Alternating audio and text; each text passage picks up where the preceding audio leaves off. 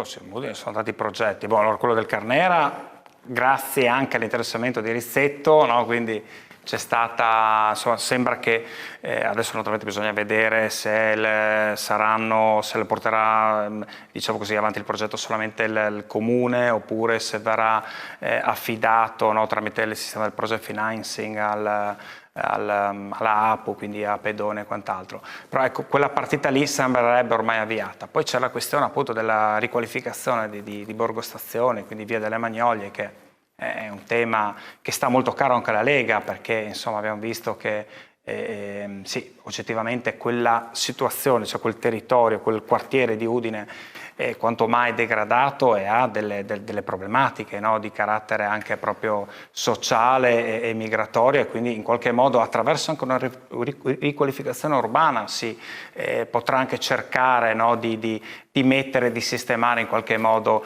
la situazione. C'è la necessità indubbiamente di, come stanno facendo, ho visto il progetto di Piazza Garibaldi, bene, anche lì mettere del verde, tanti fioretti, tante cose carine, ci sta, perché il verde è fondamentale per il recupero ambientale di una città, però una cosa che deve vedere attenta questa amministrazione è il recupero di aree per costruire dei parcheggi che consentano che la città diventi attrattiva per tutto l'Interland.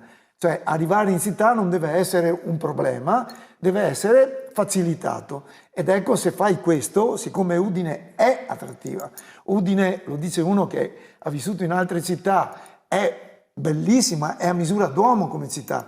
Quindi non credo sia così difficile riuscire a creare queste condizioni.